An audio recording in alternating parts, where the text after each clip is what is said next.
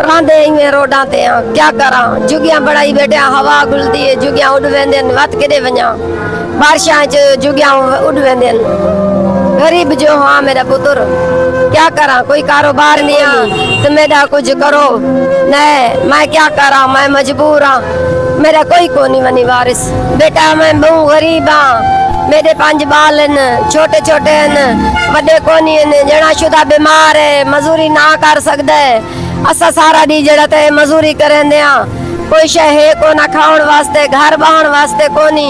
कोई इमदाद किथों न ढी है किदे वञा मेरा पुत्र असा आप गरीब आ ना कदे का वञ सकदे आ ना कदे आ सकदे आ असा रोजी रोजगार कोनी कोई शय कोनी भुखा पे आ मरदे कोई शय कोनी असा कले छोटे छोटे दू पुत्र न हिका काकी है हिका दूजी काकी है ओ वक्त जवान है उसका दाज कोनी है क्या करा क्या ना करा मरियम नवाज नु आके मैं अस्पताल च मली आई अस्पताल च मेहरबानी है उसते ओनु आके ओसे नु कोई इमदाद करे हा ठीक है ना पुत्र इमदाद करे अस को गरीब बच्चे छोटे छोटे कोई कमावण वाला कोनी है जना शुदा बीमार है केदे वञा तुसा को हिका जनानी है मैं केदे वञा बाण किते घर कोनी ना घर है ना कोई शय है बस ये रोडा ते पे होंदे आ रोडा ते जड़ा ता ए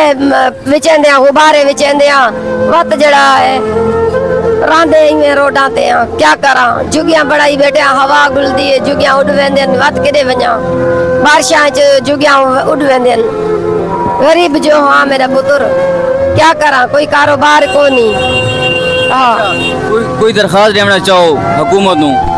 हुकूमत नु मैं दरखास्त देंदी हां ते मेरा कुछ करो नहीं मैं क्या करा मैं मजबूर हाँ मेरा कोई कोनी वनी वारिस हिका जड़ा ता 4 बच्चे न 2 काकियां ते 2 काके न ना उन्हें दा जायज है कोई शादी वास्ते ना कोई जमीन है बाहण वास्ते घर कोनी क्या करा मेरा पुत्र चलो ठीक है थोड़े पैगाम पहुंचा दे इंशाल्लाह ठीक है मेरा पुत्र मेरे